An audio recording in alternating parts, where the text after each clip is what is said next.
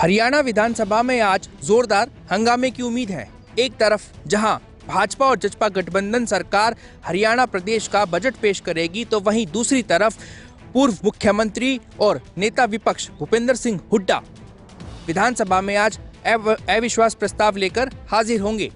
हालांकि मुख्यमंत्री मनोहर लाल खट्टर का कहना है कि उनका ये अविश्वास प्रस्ताव गिर जाएगा और भाजपा जसपा की गठबंधन सरकार अपने 5 साल के कार्यकाल को पूरा करेगी। तो वहीं पर डिप्टी सीएम दुष्यंत चौटाला का भी यही कहना था कि अविश्वास प्रस्ताव गिरेगा और भाजपा और जसपा गठबंधन सरकार को कोई खतरा नहीं है। ज्ञात हो कि किसान आंदोलन के चलते कई किसानों ने हरियाणा के विधायकों को ज्ञापन दिया है कि वो सरकार के खिलाफ वोट करे, तभी उनको आगे चुनावों में किसानों का वोट मिलेगा। कैमरामैन विनय के साथ कपिल गौड़, JK24 न्यूज, गुरुग्राम। करीब 1 साल के बाद बीजेपी की संसदीय दल की बैठक हुई। इस बैठक की अध्यक्षता प्रधानमंत्री नरेंद्र मोदी ने की। बैठक में मुख्य तौर पर आने वाले 5 विधानसभा चुनावों में पार्टी किस तरीके से काम करेगी, क्या रणनीति रहेगी और सांसदों के लिए क्या कुछ आगे की आदेश हैं, वो उस पर मुख्य तौर पर चर्चा की गई। ये बैठक कई मायनों में बेहद महत्वपूर्ण है, क्योंकि इस बैठक के बाद से आगे किस तरीके से पार्टी की रणनीति रहने वाली है, उसकी 5 जो विधानसभा चुनाव होने वाले हैं वहां पर किस तरीके से प्लान रहने वाला है, ये मुख्य तौर पर चर्चा का केंद्र रहा। वहीं सांसदों के लिए भी आगे के लिए क्या आदेश होता है, जनता के बीच में वो क्या मुद्दे लेके जाएंगे, सरकार की कौन सी योजनाओं के बारे में बताएंगे, इनके बारे में भी मुख्य तौर पर चर्चा की गई है। कैमरा सचिन के साथ प्रणय शर्मा। पश्चिम बंगाल चुनाव में नंदीग्राम सीट एक ऐसी सीट बन चुकी है जहां मौजूदा मुख्यमंत्री वर्सेस नंदीग्राम सीट से मौजूदा विधायक आमने सामने होंगे। जी हां, शुभेंदु अधिकारी एक ऐसा नाम जो एक टाइम पर ममता बनर्जी के सबसे ज़्यादा करीबी थे और वो बीजेपी में शामिल होने के बाद ममता के सामने चुनाव लड़ेंगे। वहीं सूबे की मुख्यमंत्री ममता बनर्जी ने भी शुभेंदु अधिकारी के सामने नंदीग्राम सीट से अपना पर्चा दाखिल किया है। तो देखने वाली बात यही होगी कि जब सूबे की मुख्यमंत्री और नंदीग्राम सीट से मौजूदा विधायक आमने सामने होंगे तो जनता किसको चुनती है। इस बार पश्चिम बंगाल चुनाव में नंदीग्राम सीट सबसे ज़्यादा सुर्खियों में रहने वाली है, क्योंकि इस सीट पर लड़ाई जो है बीजेपी और टीएमसी की आर पार होने वाली है। क्योंकि ममता ने जहां एक तरफ इस सीट को अपने वर्चस्व से जोड़ा है, वहीं दूसरी तरफ शुभेंदु अधिकारी ने भी साफ कर दिया है अगर वो इस सीट को हारते हैं तो राजनीति छोड़ देंगे।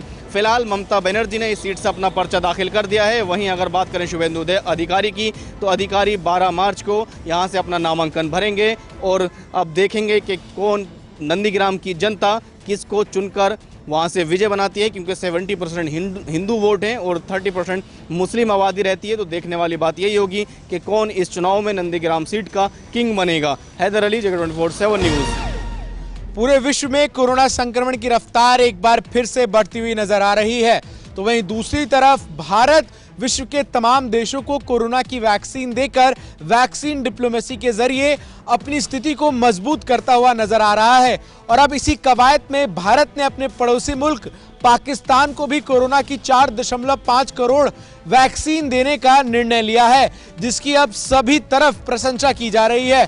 गौरतलब है कि एक अंतर्राष्ट्रीय मंच जो कि तमाम गरीब देशों और उन देशों के लिए जो कि वैक्सीन को उत्पादन करने में सक्षम नहीं है, ऐसे मंच पर भारत ने इस बात का ऐलान किया है कि वो पाकिस्तान को भी कोरोना की वैक्सीन देगा। अब तक पाकिस्तान को छोड़कर भारत ने अपने तमाम पड़ोसी देशों को, चाहे वो मालदीव्स हो, चाहे वो नेपाल हो, श्रीलंका हो या फिर भूटान हो, सभी को कोरोना की वैक्सीन दी है। लेकिन अब पाकिस्तान को भी कोरोना की वैक्सीन देकर भारत कोरोना दूत बनकर पाकिस्तान के लिए साबित होने वाला है। गौरतलब है कि इससे पहले IMF की चीफ एडवाइजर गीता गोपीनाथ ने भी भारत के कोरोना संक्रमण के द्वारा जिस तरीके से निपटने की व्यवस्था की गई उसकी प्रशंसा की थी और भारत द्वारा तमाम अन्य देशों को कोरोना की वैक्सीन देने की भी उन्होंने एक तरीके से वकालत की थी और इस बात की तारीफ की थी। ऐसे में जिस तरीके से अब भारत की सरकार ने पाकिस्तान को कोरोना की वैक्सीन देने का निर्णय लिया है, इस बात की जानकारी खुद पाकिस्तान के स्वास्थ्य मंत्री ने दी और उन्होंने कहा कि उन्हें उम्मीद है कि भारत में निर्मित एस्ट्राजेनेका और सीरम इंस्टीट्यूट ऑफ इंडिया द्वारा कोरोना की वैक्सीन जल्द ही पाकिस्तान में पहुंचेगी और इन वैक्सीन से पाकिस्तान की आबादी के 20% लोगों का कोरोना वैक्सीनेशन किया जा सकेगा। कैमरामैन लक्ष्य के साथ मैं चंदन भारद्वाज, JK24 न्यूज़, नई दिल्ली। समाज कल्याण के प्रमुख सचिव बीएल मीणा का विवाद कोई पुराना नहीं है। हाल ही में समाज कल्याण के प्रमुख सचिव बीएल मीणा के खिलाफ उनके तमाम कर्मचारी लामबंद हो गए थे। कर्मचारियों का आरोप था कि बीएल मीणा समाज कल्याण के कर्मचारियों से और अधिकारियों से दुर्व्यवहार करते हैं, उनके साथ बदतमीजी करते हैं। अभी हाल ही की घटना आपको बता दें कि हाल ही में समाज कल्याण के निदेशक बीएल मीणा के दुर्व्यवहार के चलते हार्ट अटैक के शिकार हो गए थे, जिनको गोमती नगर में भर्ती कराया गया था। इसी क्रम में आज समाज कल्याण अल्पसंख्यक कल्याण के तमाम कर्मचारी और अधिकारी बीएल मीणा के खिलाफ लामबंद हो गए। उन्होंने आज दोनों ही विभागों कर्मचारियों ने आज अपने तमाम जो कर्मचारी संगठन के यूनियन के नेता हैं उनके साथ मिल करके बीएल मीणा के खिलाफ रैली निकाली, बीएल मीणा के खिलाफ प्रदर्शन किया। साथ ही मुख्य सचिव को इस पूरे घटनाक्रम की जानकारी दी और बीएल मीणा को विभाग से हटाने की बात कही है। लखनऊ से कैमरा पर्सन रोहित के साथ अक्षत जोशी, JK24/7 लखनऊ। उत्तर प्रदेश के मुख्यमंत्री योगी आदित्यनाथ ने अपने 2 दिवसीय बुंदेलखंड दौरे के दूसरे दिन आज बुंदेलखंड वासियों को कई सौगातें दी। हजारों करोड़ की योजनाओं का शिलान्यास किया तो वहीं तमाम कई योजनाओं का लोकार्पण भी किया। इस दौरान सबसे बड़ी 2 प्रमुख योजनाओं पर मुख्यमंत्री योगी आदित्यनाथ का फोकस था। जल जीवन मिशन के तहत हर घर को नल योजना के तहत उस काम का शुरुआत की गई है और दूसरी तरफ बुंदेलखंड में जो डिफेंस कॉरिडोर बनाने की शुरुआत की जा रही है, इस एक बड़े प्रोजेक्ट की भी शुरुआत की है आज योगी आदित्यनाथ ने। माना जा रहा है कि करीब 9 से 10 लाख लोगों को इसमें रोजगार मिलेगा और बुंदेलखंड की धरती जो जहाँ के लोग, जहाँ के स्थानीय निवासियों की सबसे बड़ी समस्या होती थी शुद्ध पेयजल, तो हर घर को नल योजना की जो बड़ी शुरुआत की जा रही है। माना जा रहा है इससे जो बुंदेलखंड की तकदीर है, बुंदेलखंड का जो भविष्य है वो ज़रूर बदलेगा। दूसरी तरफ इन तमाम विकास योजनाओं के साथ साथ बुंदेलखंड एक्सप्रेसवे का भी योगी आदित्यनाथ ने निरीक्षण किया है और माना जा रहा है कि बुंदेलखंड के विकास की धुरी साबित होगा बुंदेलखंड का एक्सप्रेसवे, जो करीब 15,000 करोड़ की लागत से बन रहा है। माना जा रहा है कि एक्सप्रेसवे नवंबर के एंड तक मुख्यमंत्री योगी आदित्यनाथ ने निर्देश दिए हैं कि इसी वर्ष नवंबर तक इस एक्सप्रेसवे को तैयार कर दिया जाए, जिससे कि एक्सप्रेसवे के आसपास के एरिया में औद्योगिक विकास को बढ़ावा दिया जा सके, छोटे उद्योग हैं उनको मौका मिल सके और लोग अपने उत्पादों को बड़ी मंडियों तक ले जाने में सक्षम हों। अब देखना ये होगा कि मुख्यमंत्री का सीधा पूर्वांचल और बुंदेलखंड पर जो सीधा फोकस है, इसका कितना फ़ायदा 2022 के चुनाव में बीजेपी को मिलता है और बुंदेलखंड व पूर्वांचल की जनता को पिछले 4 सालों के बाद अब इस चुनावी साल में कितना फ़ायदा मिलता है, ये बड़ी बात होगी। वीडियो जर्नलिस्ट रोहित के साथ अनूप त्रिपाठी, JK24/7 न्यूज़।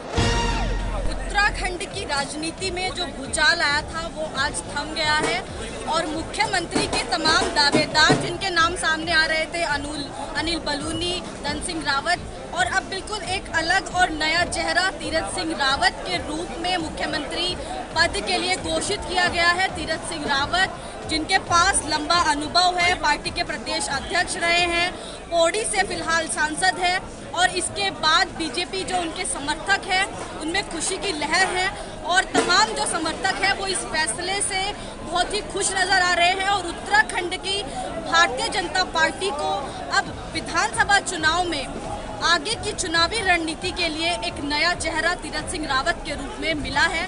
अब देखने वाली बात यह होगी कि आने वाले समय चुनावी माहौल को देखते हुए, चुनावी रणनीति को देखते हुए तीरथ सिंह रावत पर क्या असर आने वाले समय में होगा। वीडियो जर्नलिस्ट तिलक शर्मा के साथ विशाखा चौधरी, JK24/7 न्यूज़। भारतीय नौसेना की सैन्य शक्ति में इजाफा हुआ है, जिसमें INS करेंज को कल जो है भारतीय नौसेना के प्रमुख करणबीर सिंह ने बढ़ाया और साफ तौर पर यह देखा जा रहा है कि जिस तरीके से लगातार भारतीय नौसेना अपनी जो है शक्ति को बढ़ाती जा रही है। INS करेंज की बात करें, INS खंडूरी की बात करें, इनको हाल फिलहाल में इन पनडुब्बियों को लगातार शामिल किया जा रहा है। लगातार भारतीय नौसेना की शक्ति को बढ़ाने का काम कर रहा है। वहीं भारतीय नौसेना के प्रमुख करणबीर सिंह का यह कहना है कि वो लगातार इसमें सशक्तिकरण को बढ़ावा दे रहे हैं और जिस तरीके से लगातार भारतीय नौसेना स्वदेशीकरण के रूप में लगातार काम करते हुए नजर आ रही है, ये भी आत्मनिर्भर अभियान की तरह INS करंज को शामिल किया गया है। तो ये बड़ी उपलब्धि है भारत के लिए। लगातार भारतीय नौसेना स्वदेशीकरण की ओर अपने पैर पसारता हुआ दिखाई दे रहा है और लगातार इसमें समृद्धि भी करता दिखाई दे रहा है और अपनी सशक्तिकरण को लगातार बढ़ा रहा है। जर्नलिस्ट राहुल के साथ Keshav Mohan Mishra, JK24/7 news, Delhi. Test series पर विजय हासिल करने के बाद अब टीम इंडिया इंग्लैंड के साथ T20 सीरीज खेलने जा रही है, लेकिन T20 सीरीज से पहले भारतीय टीम को बड़ा झटका लग गया है। दरअसल भारतीय टीम इस वक्त फिटनेस से जूझ रही है। टीम इंडिया के स्पिनर वरुण चक्रवर्ती फिटनेस में लगातार दूसरी बार फेल हो गए हैं। इसके अलावा टी नटराजन भी फिटनेस से जूझ रहे हैं, यानी कि T20 सीरीज से पहले टीम इंडिया की गेंदबाजी में इस वक्त झटका टीम इंडिया को लगा है। हालांकि वरुण चक्रवर्ती की बात की जाए, स्पिनर हैं और अपना डेब्यू के लिए अभी संघर्ष कर रहे हैं। टीम इंडिया में अगर वरुण चक्रवर्ती फिटनेस पास कर जाते हैं तो वो डेब्यू करेंगे T20 में, और अगर डेब्यू करते हैं तो एक बेहतरीन स्पिनर के तौर पर हम उनको देख सकते हैं, क्योंकि घरेलू मैचेस और फर्स्ट क्लास मैचेस में उन्होंने शानदार प्रदर्शन किया है। लेकिन अब ये देखना होगा कि T20 सीरीज से पहले क्या टीम इंडिया के गेंदबाज अपनी फिटनेस भरपूर रख पाएंगे, उस फिटनेस टेस्ट में पास हो पाएंगे या फिर नहीं। कैमरामैन विजय के साथ मैं अब्दुल नबी हसन, JK24/7 न्यूज के लिए। भारतीय जनता पार्टी ने आसाम में होने जा रहे आगामी विधानसभा चुनाव का चुनावी बिगुल बजा दिया है। आपको बता दें, भारतीय जनता पार्टी ने अपने स्टार प्रचारकों की लिस्ट मंगलवार को जारी कर दी है और इस लिस्ट में प्रधानमंत्री नरेंद्र मोदी का नाम टॉप पर है। गौरतलब है, आसाम के लिए बीजेपी की ओर से जारी स्टार प्रचारकों की सूची में प्रधानमंत्री नरेंद्र मोदी, केंद्रीय गृह मंत्री अमित शाह, भाजपा के राष्ट्रीय अध्यक्ष JP नड्डा समेत कई अन्य केंद्रीय मंत्री, उत्तर प्रदेश के मुख्यमंत्री योगी आदित्यनाथ भी शामिल हैं।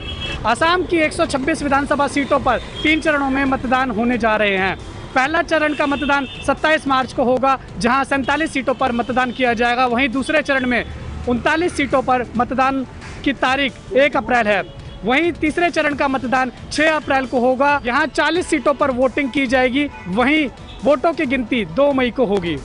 JK24/7 न्यूज के लिए दिल्ली से उज्जवल कुमार की रिपोर्ट।